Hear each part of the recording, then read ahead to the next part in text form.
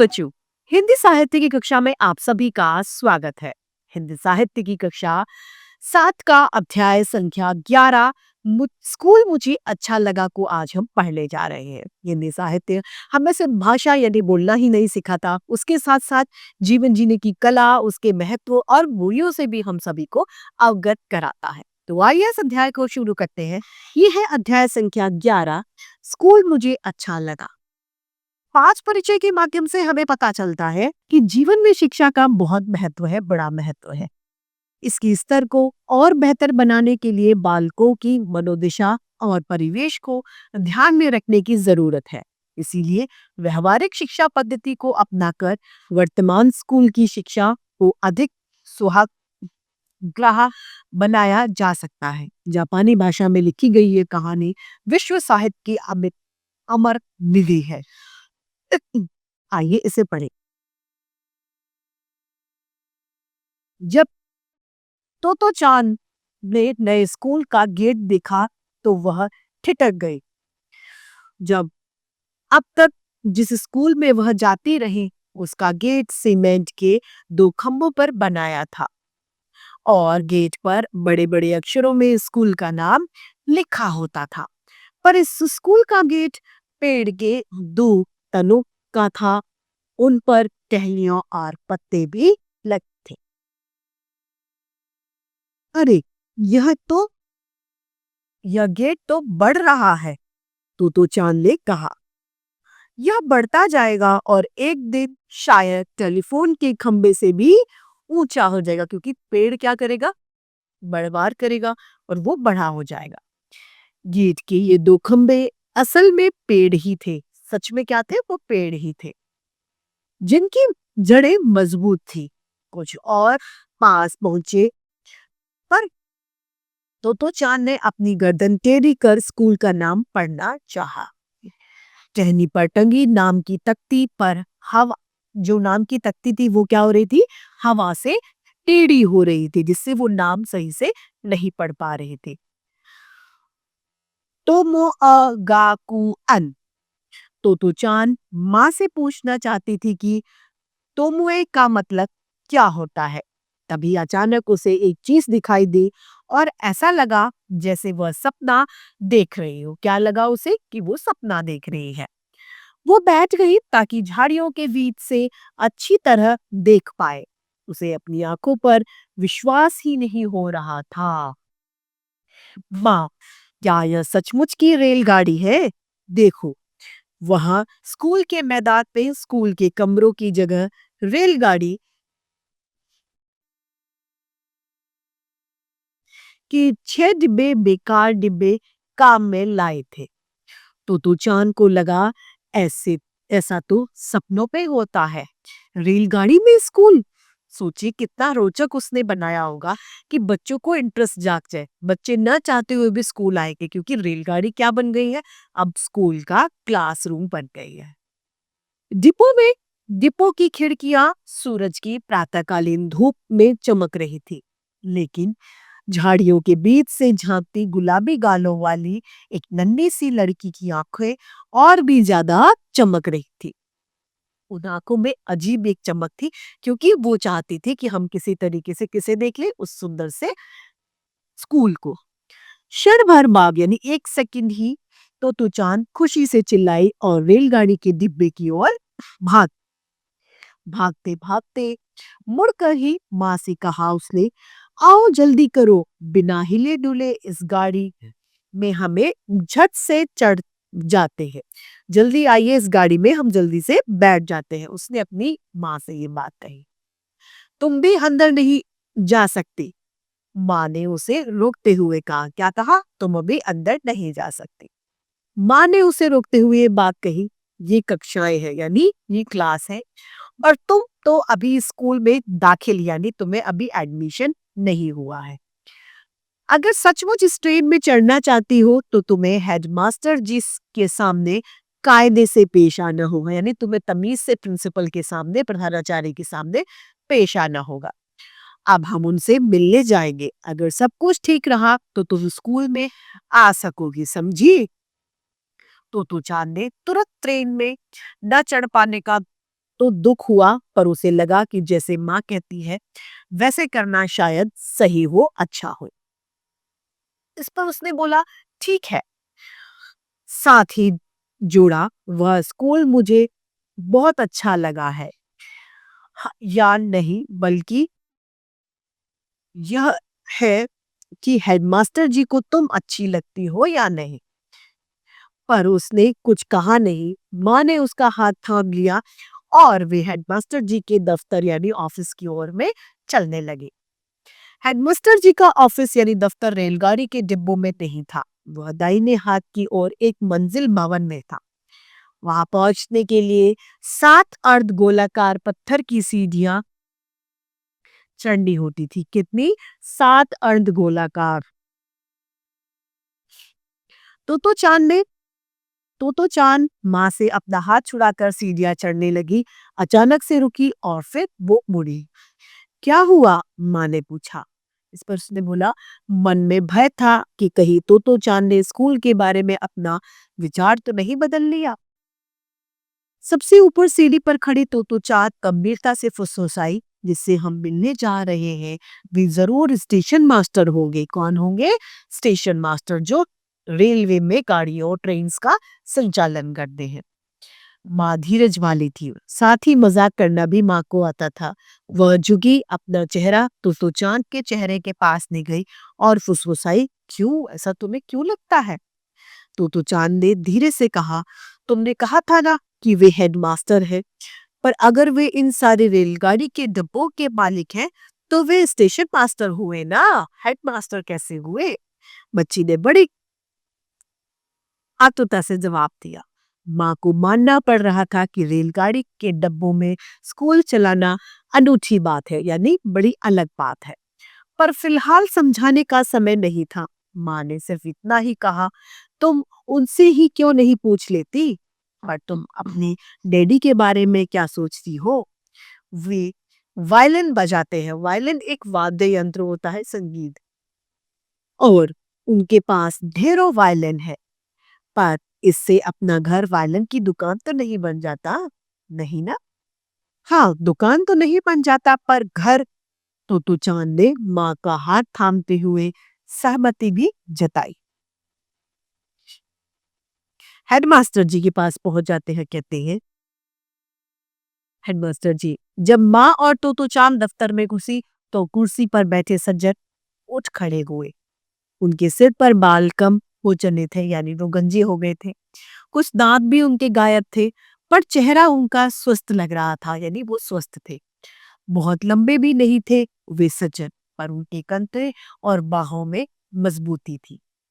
जल्दी से झुककर तो चांद ने उनको नमस्कार किया और तब उत्साह से पूछा, आप स्कूल मास्टर हैं या फिर स्टेशन मास्टर? तो बच्ची थी, उसके मन में सवाल थे तो उसने पूछ लिए। इस पर उन्होंने कहा, माँ अकुलाई, पर उनके पहले ही वह कुछ सफाई देते सज्जन हंस पड़े और बोले, मैं इस स्कूल का हेडमास्टर हूँ। क्या हूँ? हेडमास्टर। तो चांद की खुशी का ठिकाना ना रहा। मुझे बड़ी खुशी हुई, उसने कहा, क्योंकि मैं अब आपसे कुछ मांगना चाहती हूँ। मैं आपके स्कूल में पढ़ना चाहती हूँ। तो ने प्रिंसिपल से ये बात कही। हेडमास्टर जी ने तो चांद की कुर्सी पर बैठने को कहा। तो चांद को क्या कहा? आप कुर्सी पर बैठो।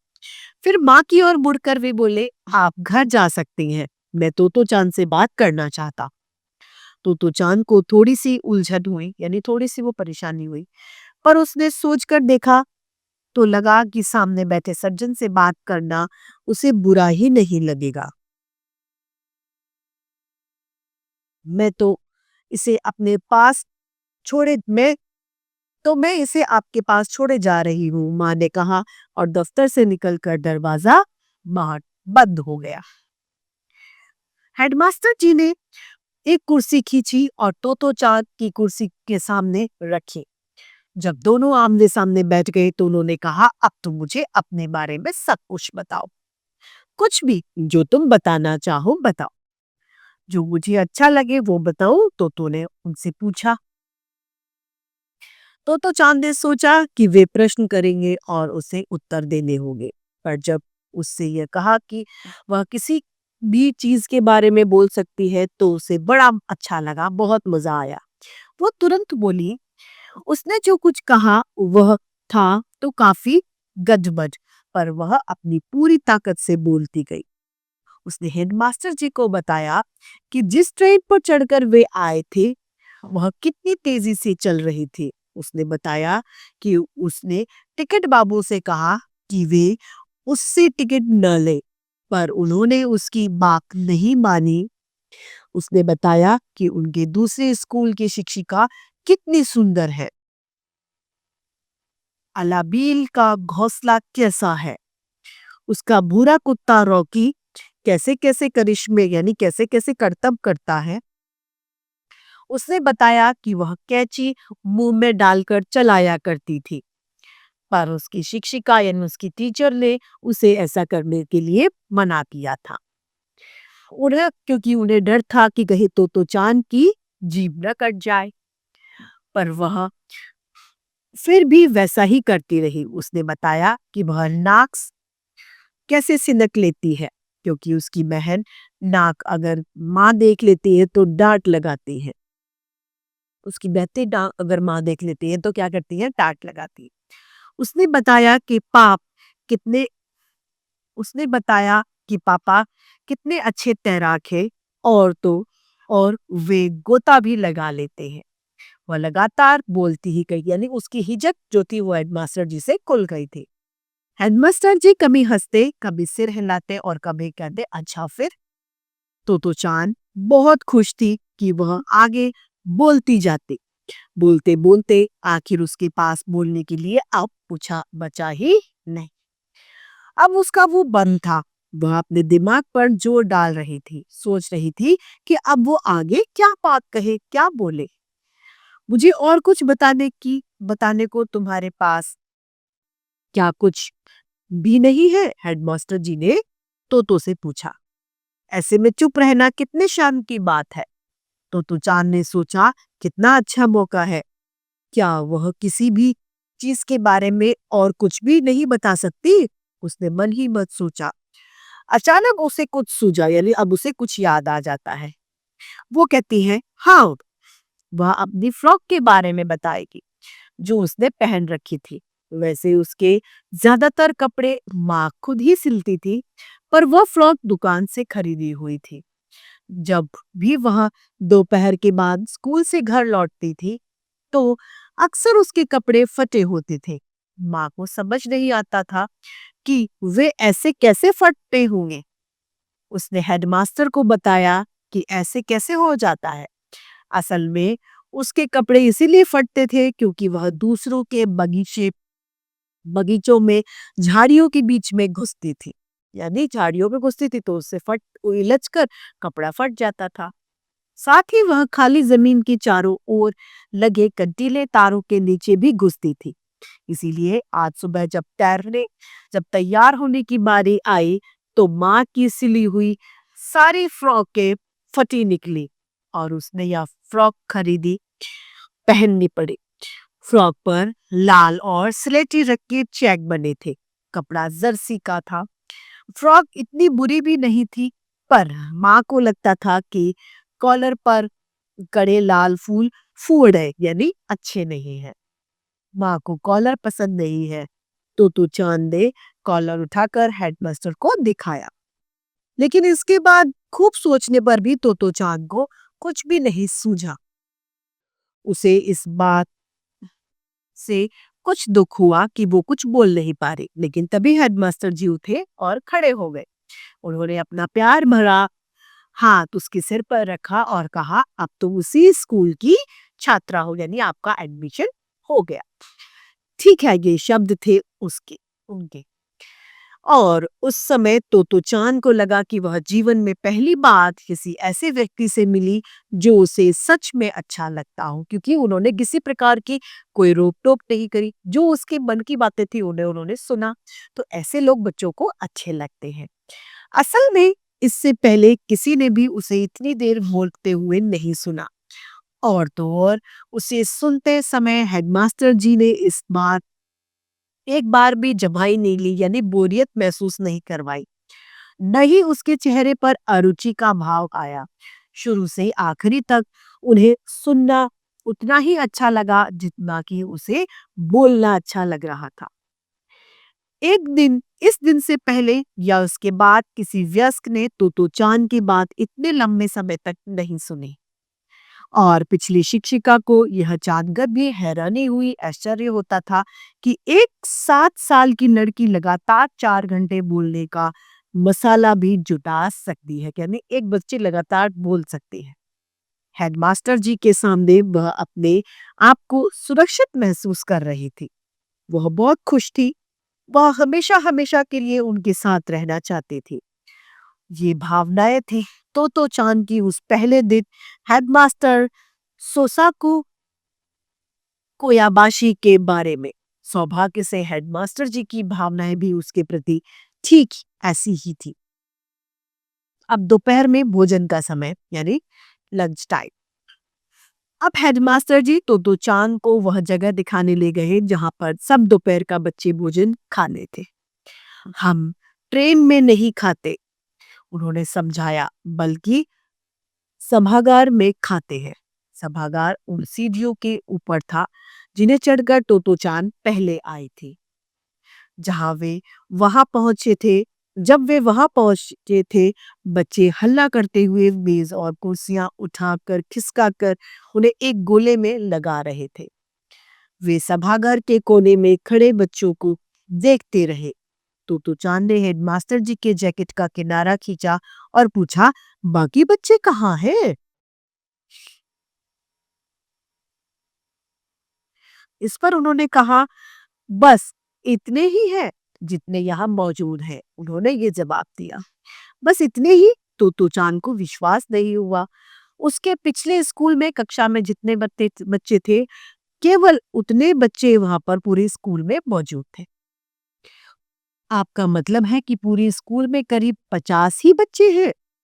हाँ, बस इतने ही हैं, हेडमास्टर जी ने उत्तर किया। यहाँ पहले वाले स्कूल से हर चीज अलग है, तो चांद अपने मन में ये बात सोचने लगे। जब सारे बच्चे बैठ गए तो हेडमास्टर जी ने जानना चाहा कि हर एक बच्चा खाने में समुद्र से और कुछ पहाड़ से लाया है या नहीं। हाँ जी, बच्चों ने अपने अपने डिब्बे खोले और एक स्वर में कहा, जरा देखिए तो क्या क्या लाए हैं, तो क्या क्या लाए हो तुम लोग। इस हेडमास्टर जी मेजों पर के घेरों में घूमते हुए हर एक बच्चे के डिब्बे में झांक रहे थे और बच्चे खुशी से किलकारियां मार रहे थे। वाह, क्या मजा है, तो चांद पे सोचा। पर कुछ समुद्र से और पहाड़ से क्या मतलब होगा? कितना अलग है यह स्कूल, पर है अच्छा। उसे तो इससे पहले पता ही ना था कि स्कूल में दोपहर का खाना भी इतने आनंद की बात हो सकती है, इतने मजे से हो सकते हैं। हेडमास्टर जी हर मेज पर रुककर डिब्बों में झांक रहे थे और दोपहर की हल्की धूप उनके कंधों को नहला रही थी। तो चांद का स्कूल जाना। हेडमास्टर के यहाँ कहने के बाद से ही कि अब तुम इस स्कूल की छात्रा हो, तो चांद बेसब्री से अगले दिन का इंतजार कर रही थी, यानी उसे वेट नहीं हो रहा था कैसे मैं अगला दिन आए और स्कूल जाऊं। इस सप्ताह से उसने कभी किसी दिन का इंतजार इस सप्ताह से उसने कभी किसी दिन का इंतजार नहीं किया था। अक्सर माँ को उसे सुबह स्कूल के लिए बिस्तर छुड़ाने में परेशानी होती थी, यानी माँ जबरदस्ती उसे उठाया करती थी और स्कूल भेजती थी। पर उस दिन वह दूसरों से पहले उठकर तैयार हो गई और अपना बस्ता, यानी अपना बैग पीठ पर बांधे इंतजार करने लग गई। माँ को बहुत कुछ करना था, तो चांद को नाश्ता देकर वह उनका लंच बॉक्स बनाने में लग गई।